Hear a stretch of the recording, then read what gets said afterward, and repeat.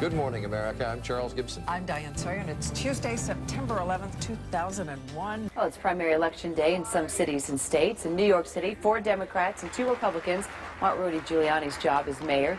For the second time in 2 weeks, the U.S. has lost an unmanned spy plane over Iraq. Former presidential candidate Elizabeth Dole is ready to hit the campaign trail in North Carolina. But I can tell you what's the news down here in Washington, and it is Michael Jordan, probably the news all over the nation. He's given the biggest hint so far that he may return to the NBA as a player this season. And I'm David Haffenreffer. It is lunchtime in London, 5 a.m. in Los Angeles, and 8 a.m. here in New York. Live from the CNN Financial News headquarters, you're watching Before Hours.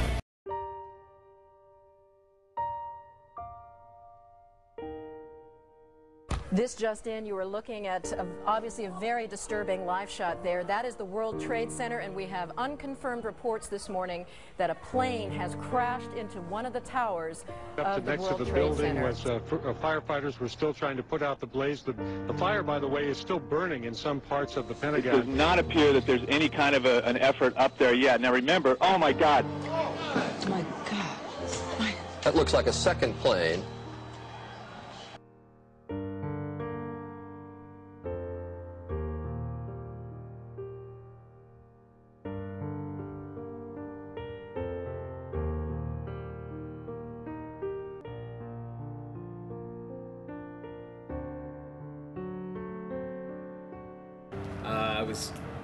I just woken up to the second tower being hit by the aircraft.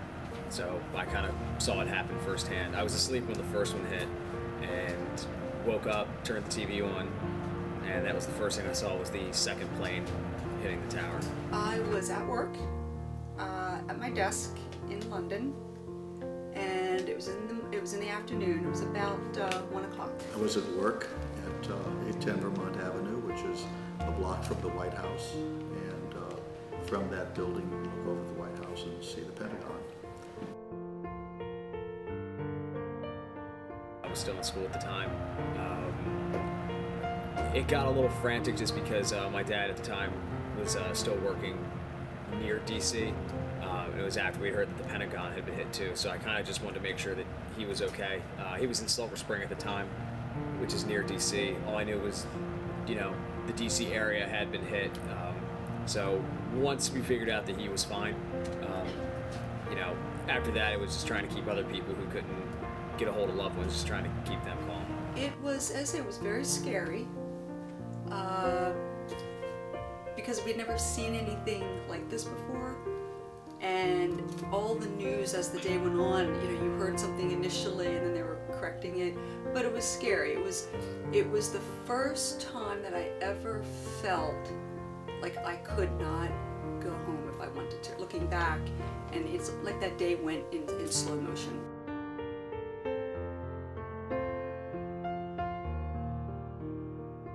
Well, I was on the 5th floor in the conference room. We were about to start a conference. I was the only one there at the time, and someone raced down the hall and said, airplane hit the World Trade Center, and you can see it on the monitor, TV monitor in the CIO's office, and saw the building in flames.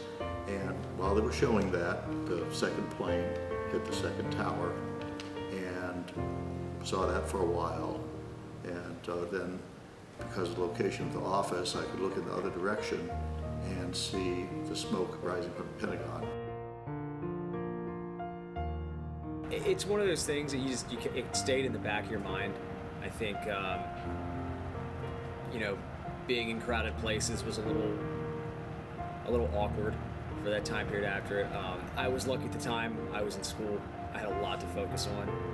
I was running, you know, doing different things. So I just kind of had to be focused on everything that I had, and I think that just kind of kept me from dwelling on it. I remember waking up the next morning, and literally I thought, was that a dream? You know, yeah, I sort of hoped it was a dream, because when I got home from work that night, I watched it on television and woke up the next morning. But it was the first time since I had been in London that I felt that I could not go home, because all air traffic had been shut down throughout the world, right? And so I felt that one time that I could not go home to see my family if I needed to at that point. So that was it was a lonely feeling.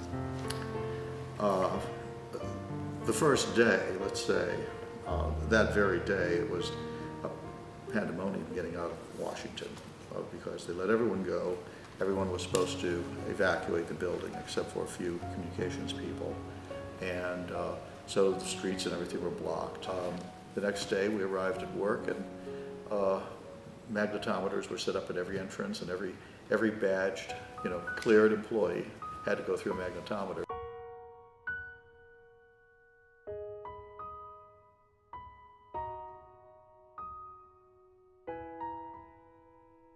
I had heard the name.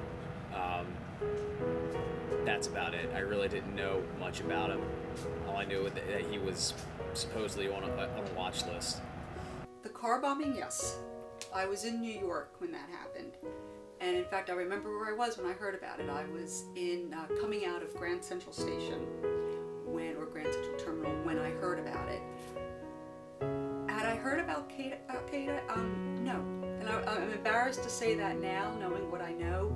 I heard of I was aware of the original, what was a truck bomb attack on the World Trade Center. Osama bin Laden's name came up in some congressional hearings, but I couldn't tell you that I knew about those before the attack or not. I, of course, heard about them afterwards.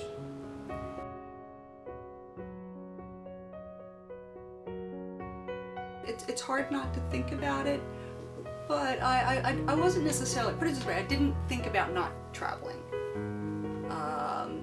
But you can't help but think about things going on around you. And I think about that every time I fly. You're very conscious of it now.